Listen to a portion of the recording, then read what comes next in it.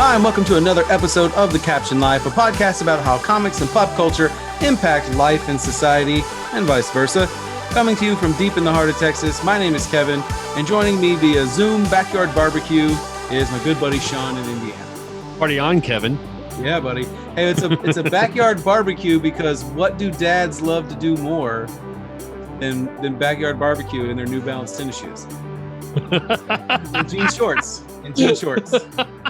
Jean shorts. Yeah. I asked Madden if he wanted to get some jean shorts the other day, and he was like, no. Good call. Yeah. Hey, before we get started with this episode, please hit that subscribe button on whatever podcast platform you listen to us on, and follow us on social media at Captioned Life on both Twitter, Instagram, TikTok, and Reddit. You can also find out more info about us and past episodes on the brand new thecaptionlife.com. Yeah. Just brand new upgraded. website. Yep. Brand new website. So yeah, we're going to talk about dads today, and we're, because it's Father's Day right around the corner, and we're going to talk about the best dads in comics. No, because I think that's too cheesy. I think we got to go worst dads in comics. Worst dads, yes. That way we feel better about ourselves. Yeah, because there's almost nothing that I could do that would be as bad as some of the worst dads in actually some of the best dads in comics are still pretty terrible dads.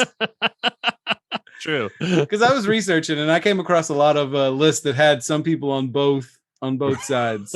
Right. So it is what it is. But hey, before we get into our lists of our favorite or who we think is the worst dads in comics, because we each picked 3. But before we do that, Sean sent this question out. They posted it on social media, on Twitter and on Reddit. And we wanted to share some of the responses that we got back from some of our followers, our listeners. Mm-hmm. So, Sean, why don't you tell us what do the masses say?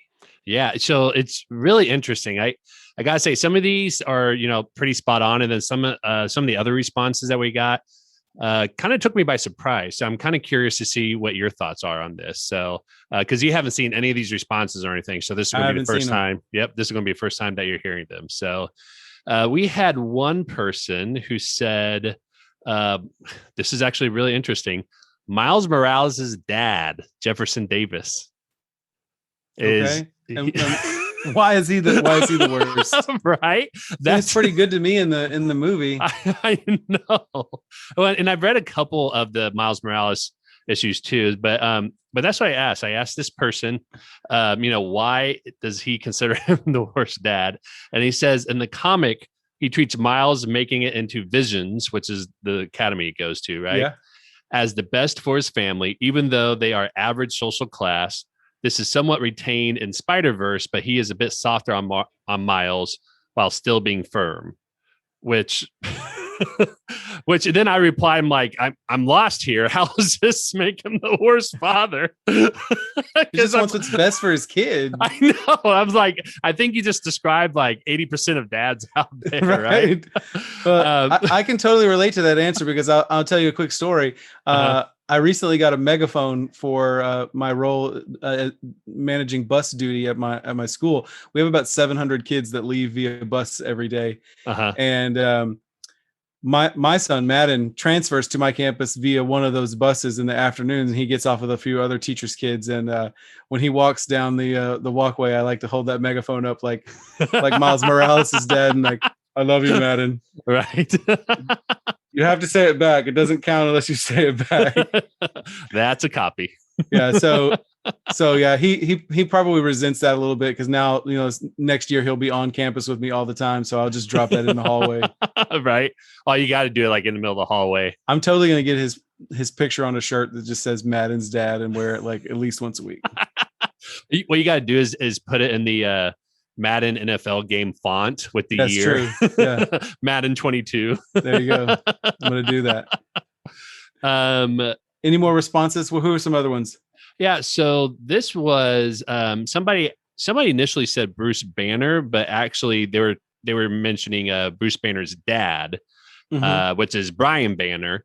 And this person said that they suggested Bruce Banner's dad because he tries to kill Bruce when he's a baby and does actually kill Bruce's mother. So it's terrible. Yeah, so I think that's a great answer there. So that's definitely on par. Related to that, I will tell you that like when I was going through it, I definitely think Thaddeus Thunderbolt Ross is like the worst father-in-law in comics. I don't know if they were ever married, if Bruce Banner and Betsy Ross were ever married, but I know that was his love interest for a long time. And Thaddeus Ross is like terrible to Bruce. It's like the Meet the Parents kind of like awful, like just out to get him at every turn kind of thing. He's the worst father-in-law. I'm sure, another person said Slade Wilson, and their answer was probably the fact that he tries to love his kids, but he's horrible at it. Like you just don't get affection because you're evil. You're a villain. I can just imagine like in real life, it's like a really awkward, like almost like a Kylo Ren was a father type of thing. Yeah. Like for that Saturday Night Live sketch was like an undercover boss, but like undercover father. Like I would love all my kids, but I killed them all. Well, because like Deathstroke, like a lot of these characters like that are like their sole focus, their sole goal is to be like a killer, specifically somebody like Deathstroke. Mm-hmm. They would have a hard time. Like it's almost like being the Terminator, like, like just like, they're there like, right. Like not knowing how to like show affection because you're a cyborg inside. Right. Some honorable mentions we've had here are Omni-Man, which I'll be honest, I've never actually read the comics. This is I think Invincible's father. Invincible, yes. Right, which is a huge show on Amazon Prime right now, which I have not had a chance to see that. I think I might want to read a couple of comics before I watch it, though. Okay. Someone mentioned Willow's dad and Dreadstar #2.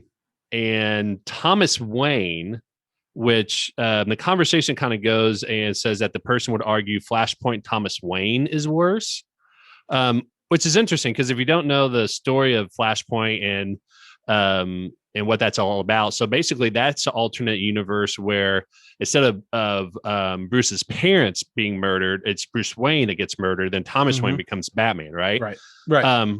But the part I get confused is like I don't know why like they say he's a terrible father because he let Bruce get killed, like walking out like it's the same circumstances though, right? Like it's the parents were killed. It's only this time in this alternate reality Bruce gets killed. So Thomas Wayne is a bad father because his son got murdered. But I would argue that doesn't count because he wasn't Batman yet. He wasn't going to be able to stop it from happening. Like Batman's a far worse father because he was actually Batman when Jason Todd got killed. Right. Yeah. So yeah.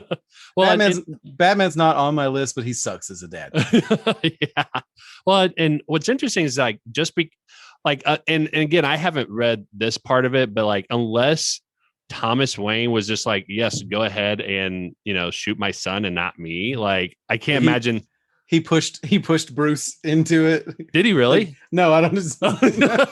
Like that would take the cake. Like those videos you see online of people in a haunted house, and the guy like grabs his girlfriend and moves her into the way of harm. Right.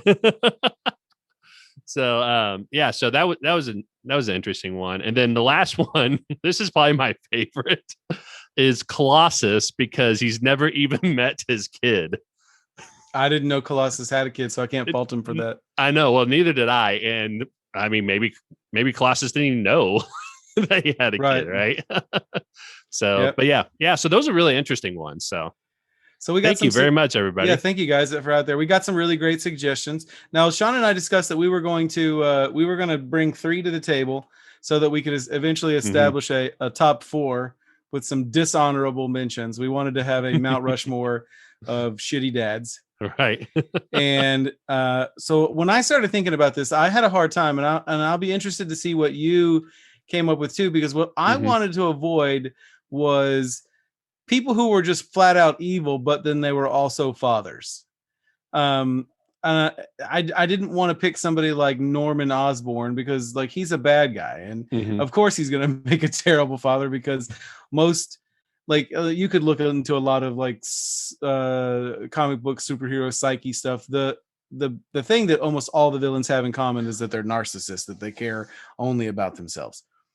And so I was like, let's pick some people who were not necessarily bad people, but were like doing some really like they were actively bad parents, not like bad parent like through omission, like they didn't know about their kid or that they were evil. I'm gonna find somebody who was actually did something pretty terrible, and that's where I went into it. Right.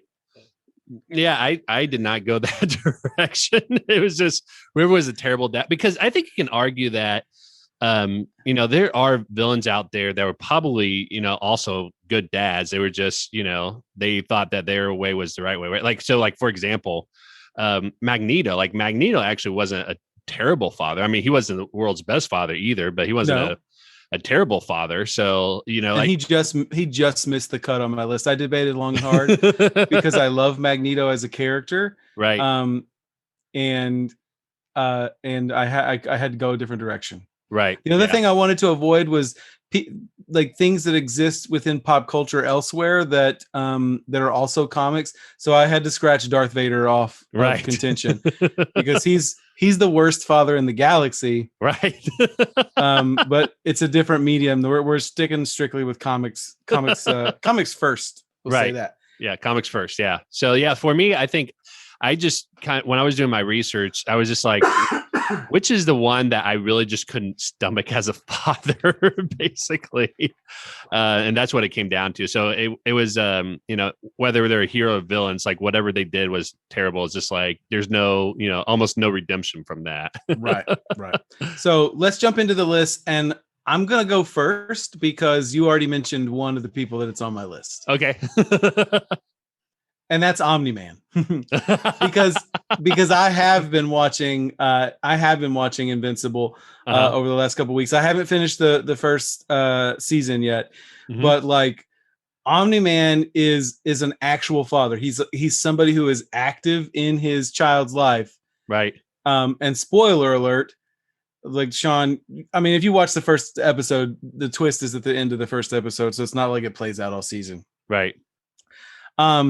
He's a hero. His name is Omni-Man. He saves the day. But he's an alien from another planet, much like Superman is.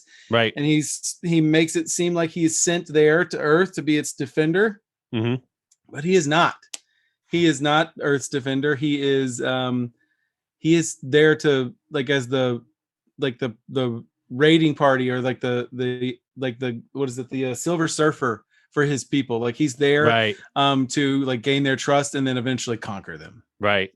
And so like he's not like the worst dad in terms of like, how he's raising his child or whatever, but he's also indoctrinated. He's also like at some point he's like, no, this is what we're here to do, and indoctrinate his son, who's in the process of growing into being a hero. And is now faced with the fact that his dad is the world's greatest villain.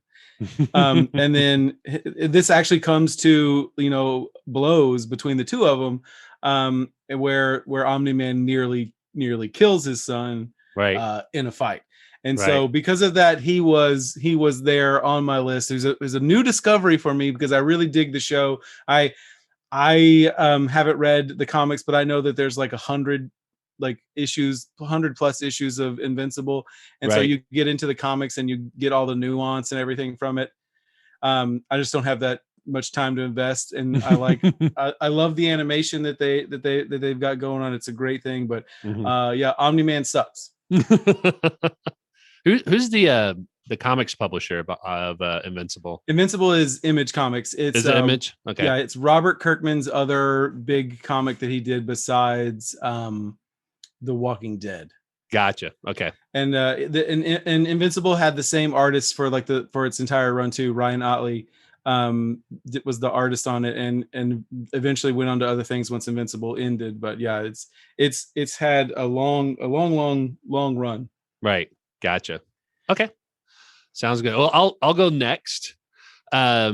So my third worst dad is also one of my favorite characters, not because he's a worse dad, but because he's just always been my favorite character. But this is like the one, flaw that I always have trouble. I kind of bring myself, gosh, what's the word I'm looking for? Like coming to terms with in terms of justifying how he's a great character. And Mhm. everyone will say that this person's a great character as well, but he's got some flaws. Yes. Okay, Cyclops. There you go. Yes. So Cyclops is, as everybody knows, one of the original leaders of the X-Men, and definitely my favorite X-Men growing up.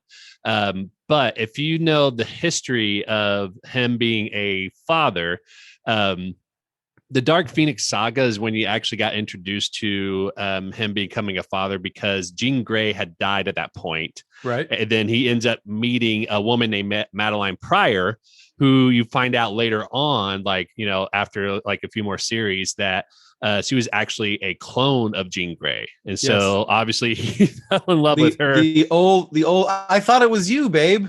Yeah, right. Exactly. Well, and there's that panel where he's just like, when he meets her first time, he's like, oh my gosh, could it be, like, looks just like her and all that, Yeah. you know, so you know where it was going. So yeah, trust your gut. That was a trap, brother. Right. Exactly. It's a trap. So they, you know, fall in love, they get married. They have a kid who is Nathan Summers, which, as you know, ends up being Cable later Correct. on. And then later, he finds out that Jean is still alive. So what does he do, as any good husband and father would do? He leaves Madeline Pryor and his son to go shack up with his old girlfriend, who he thought was dead. So classic tale. I know. And, you know, and what's interesting is that as I was reading through this, what's funny is that, you know, after a while, he felt, you know, really guilty, obviously, about what happened. And I'll say, like, you know, this is kind of the silver lining, is that, like, at least he's feeling, you know, has a conscience and feels guilty about what's been going on. But he feels guilty about what happened and tries to call Madeline and, you know, apologize and wants to make it work and all that, and find out that the number disconnected. So what he does is that he blames it on his mutant powers and says that they keep him from living a normal life. So it's like terrible from the get-go. But yeah, it's Scott Summers. That sounds like an excuse, man. Excuses are like booty holes. Everybody has one and they all stink, buddy. It's terrible. I know. Like, it wasn't even like covering it up at all. It's just like, my damn powers. Like, really?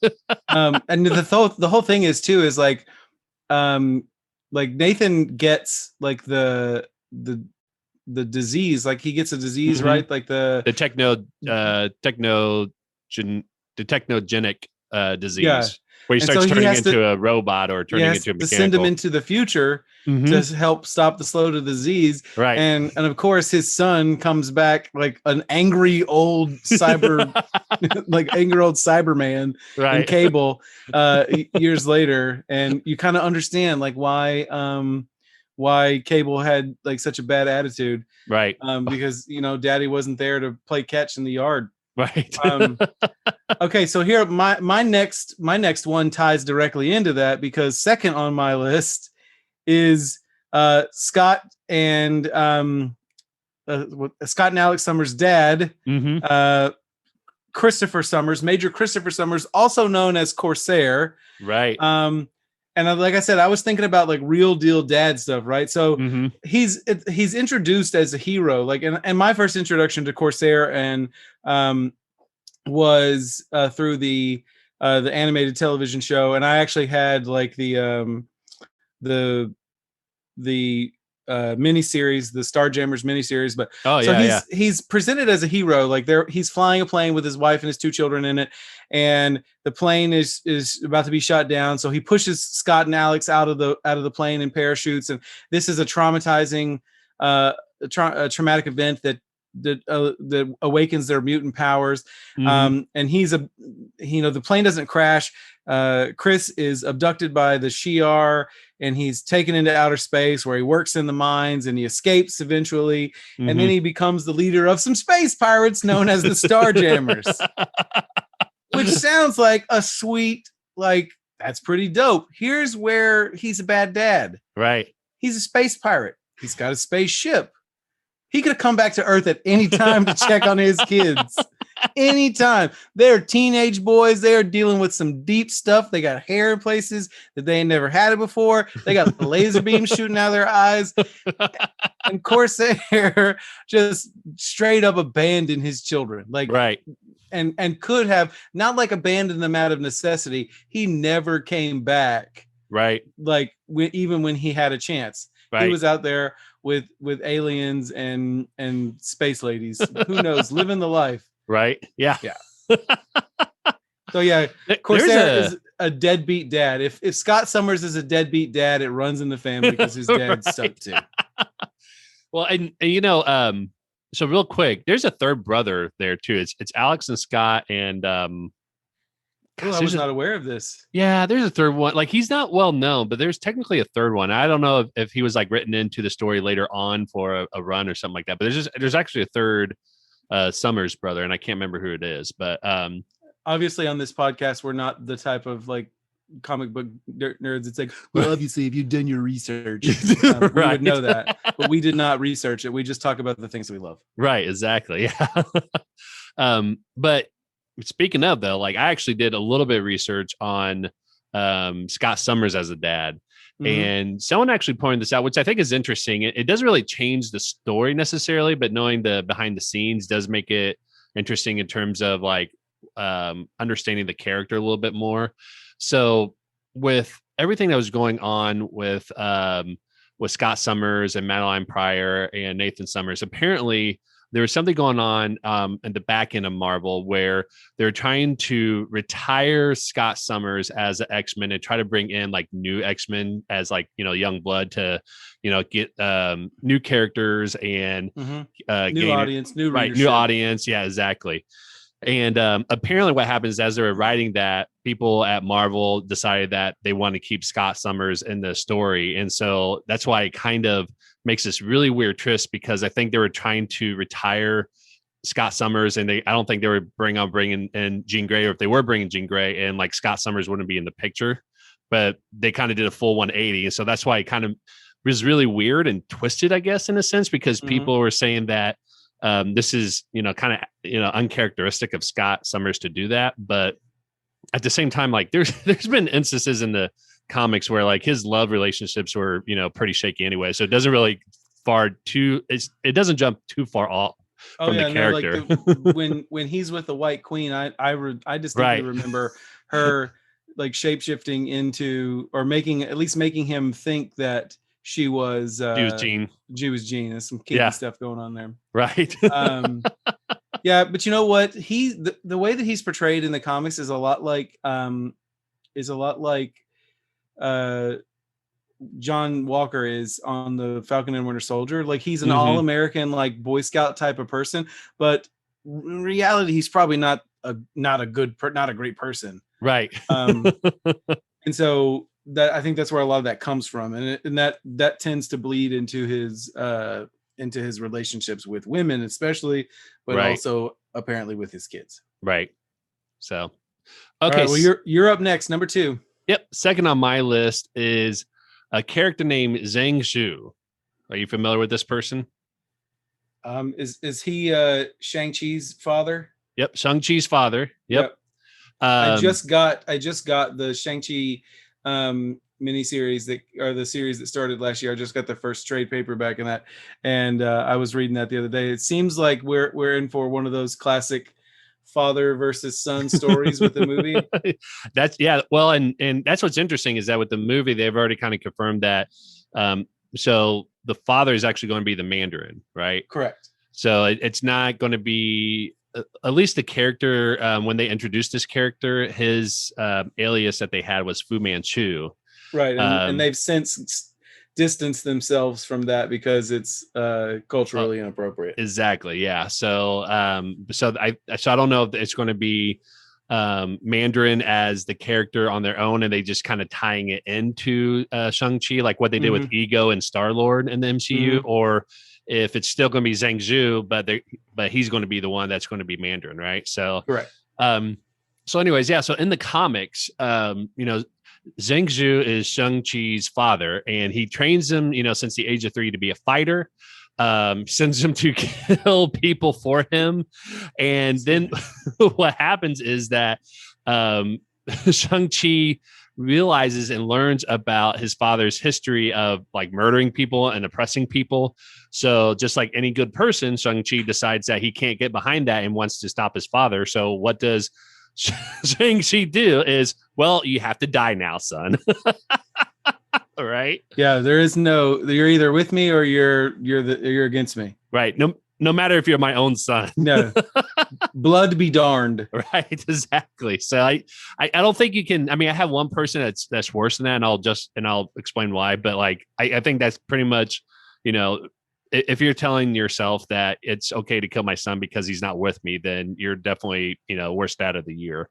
Yeah, like just let me go do my own thing, Dad. I want to go to college, or I want to try my hand at Hollywood or something. Right. Like I don't have to join the family business. Like I'm not Junior Soprano or anything. Like, right.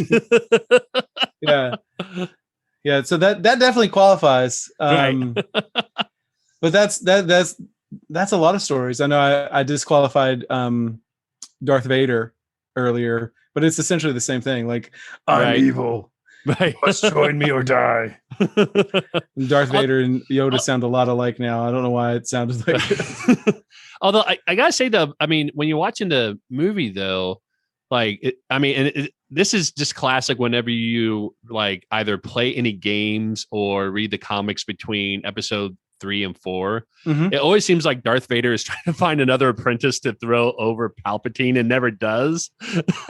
So in the movies, I think in episode 6, you hear him talking about like trying to recruit him, not to, necessarily be, just on the dark side, but try to recruit him so they can overthrow Palpatine together, basically. Yeah. So at least like he's not saying like I'm flat out going to kill you at first, but he's like, which makes Darth Vader, technically that makes Darth Vader a really bad dad and a really terrible son, because like Palpatine is kind of like his adopted father, right?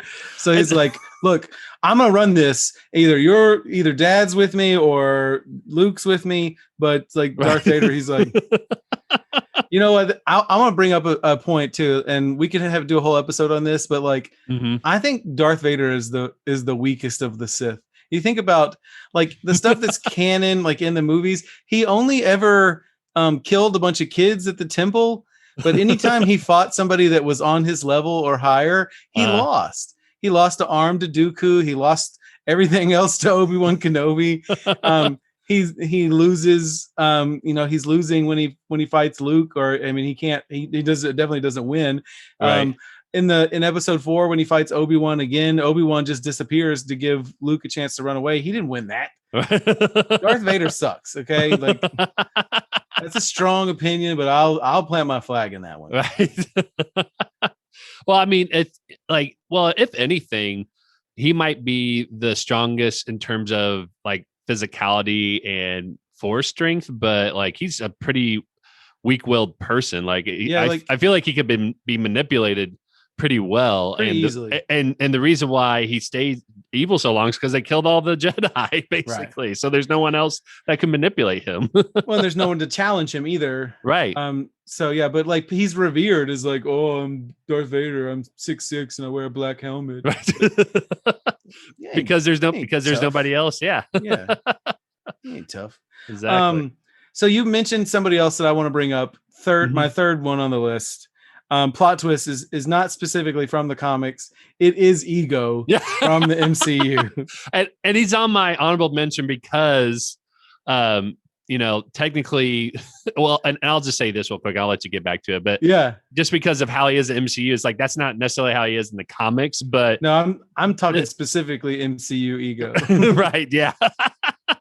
So like MCU Ego, just waltzing around the universe, knocking up anything with a pulse to find like the genetic successor to him. Mm-hmm. And nobody can measure up. So he's got a basement full of dead bodies. Right. Just and they're all his kids. Yeah.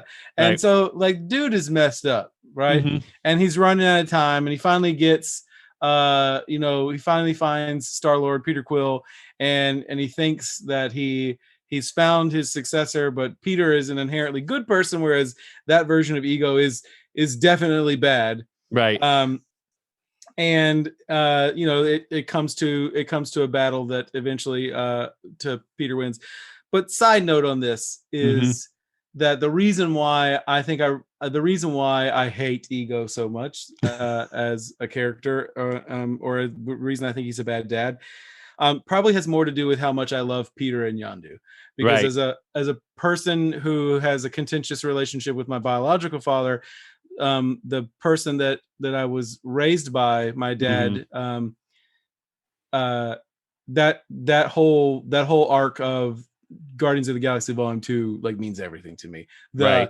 The he might have been your father, but he ain't your daddy. Like Mm-hmm. I can barely say that out loud right now without like bursting into tears. Right. And so like yeah, that movie, that storyline means a lot to me. And it just reminds me that sometimes you get a crappy dad. You're Right. born with a crappy dad, and sometimes there's somebody there who's not so crappy, who's willing to pick up the slack for you. So Right. I want to say a special thank you to my dad, Joe Ramirez, for being awesome and stepping in when he didn't have to. Yeah. Awesome. Round of applause. Can we put Yes. in some sound effects right there just to Yeah, make we'll it do that. sound really good? I'll do that. Nice.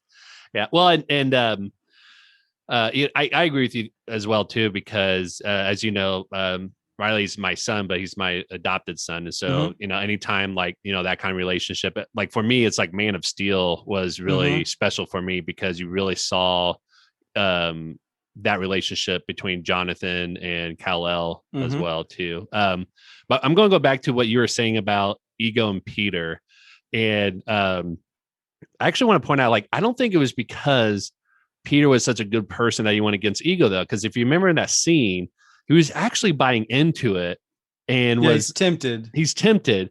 But what got him to stop wasn't because he was a good person. It's because Ego said that he killed his mom. That's true. You're right. And so that so it has nothing to do with like whether he was a good person or not. It was that he killed his mom, who he loved so much, and it's like, you're dead to me, and then killed him. Yeah. So I mean, for as much as we love our dads, our moms hold a special place. right? So yeah, you can only be so good if you've killed the mom. See, I didn't even mention that, like that he killed Peter's mom. That bumps him up on the list for being a crappy dad. Right? Yeah. Who's your last one, buddy? My last one is I don't know if this would surprise you or not. I don't think it would surprise anybody when I say the name, but I think it'll surprise you when I explain a little bit more. On my top worst dad of the comics is Lex Luthor. Okay. I can get down with that. Right.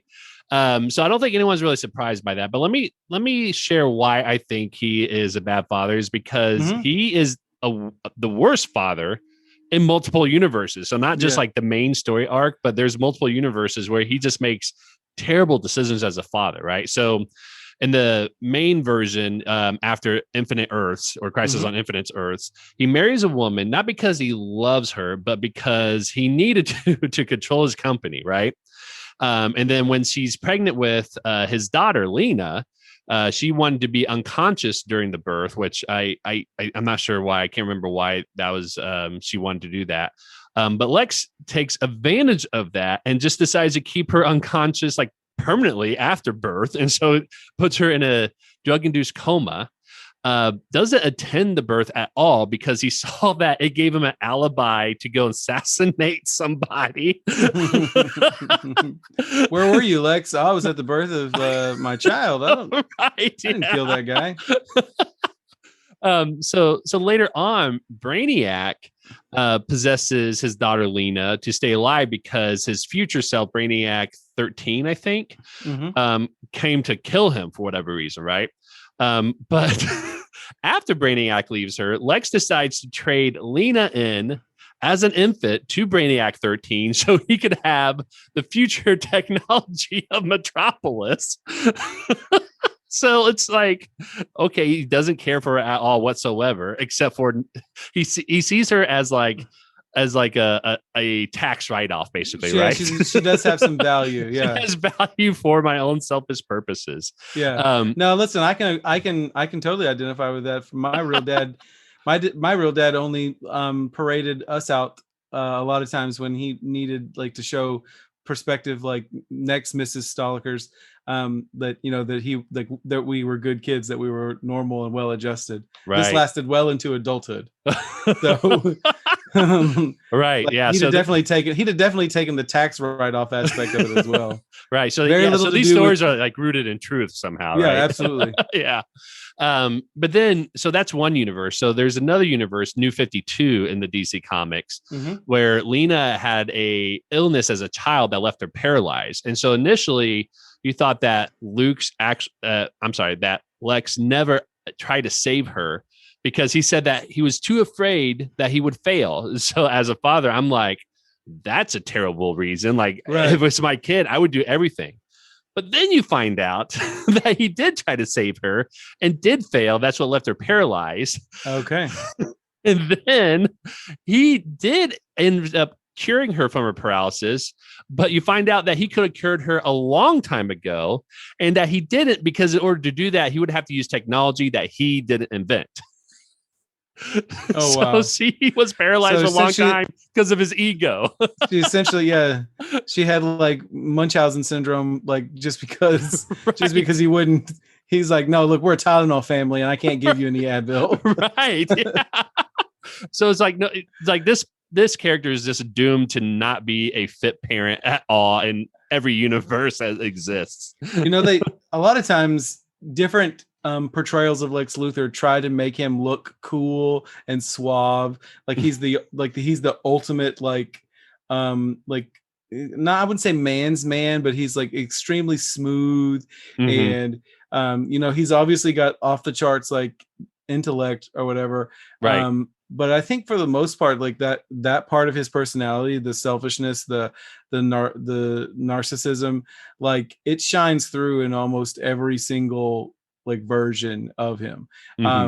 And truth be told, like narcissism is a family killer. Like when you become a parent, when you become a dad, it's no longer about you. You are literally you exist in the service of others until that person can exist on their own. And, or that person can thrive on their own. I won't say exist. Like we have to be pushing our children to excel and pass what we've done. And with Lex Luthor's ego, that was never going to be something. Like he never wanted to see his child like go past or exceed what he had accomplished, because that would have been too much for his fragile ego. So and that's why I struggled with picking a list, because I was like, Lex Luthor is a terrible, terrible person. Of course he's gonna make a bad father. Right. But again, not just because they're villain doesn't automatically mean they're going to be a terrible father. But like, this is just pretty much like, it lines up. Yeah. No, for Lex Luthor, does definitely. Right. In all of your research and you're looking into it, did you come across anybody that you thought like, man, that's a good dude?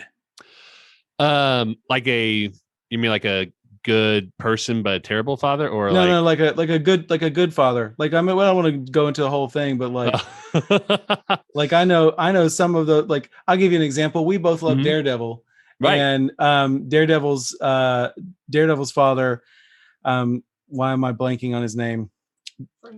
Jack Murdock. Yes, Jack Murdock. Jack the Devil Murdock is caught in the same kind of situations that a lot of these other villains are, that like, he what he did for a living, like he was a muscle for the Kingpin, like he was a kind of a low level baddie, but he did things out of, like, he made bad decisions for the right reasons, and that was so that he could take care of his son, and he was left as a single father because Matt's mom like left to join a convent, right? That's exactly right. So like sometimes we get put in that position, and you got to make bad decisions for for good people, and then sometimes you get put in a tough situation and you completely forget all of that, and you just make bad decision over and over and over again. Like if you're Corsair or Lex Luthor or any of the other guys that we dropped on this list. Okay. Fatherhood isn't for everybody. But it's often a plot point that comic writers like to go to create conflict. Yeah, exactly. Well, I mean, that's pretty much when you have a, family conflict, that's like the epitome. Like you can't get any worse than that when there's, conflict with people that you're supposed to love. Right. It's biblical. Like it goes all the way back. Like it's a tale as old as time. Oh yeah. Jacob and Esau. Yeah. Right. Yeah. Even like way back in the day. Yep. Those are God's comics, and those familial stories. Right. They keep repeating themselves. Yeah. Cain and Abel. Yeah. Yeah. Which, did you know Juggernaut name Cain Marco is supposed to be based on Cain, like Mark of Cain Marco. Yeah. I did know that. Oh, you did? I did know that. Yeah. Good. And maybe we should talk about brothers in a future episode, because that would be something interesting to get to. Yep. Because I have several brothers, and one of the things that I'm always interested in, not just father-son relationships, is what brotherhood brings out of people. And a lot of times it's great.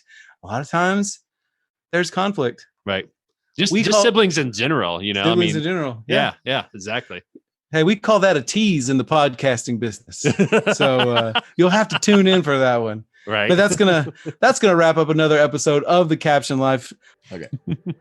We hope that you enjoyed listening to this one. Don't forget to smash that subscribe button on whatever major podcast platform you listen to. You can also follow us on Twitter, Instagram, TikTok, and Reddit at Caption Life. And if you like what we're doing, give us a shout out, tag us in a post. For more information about us and all of our previous episodes, please visit thecaptionlife.com. Until next time, Happy Father's Day, Dad. We love you. We do. All right.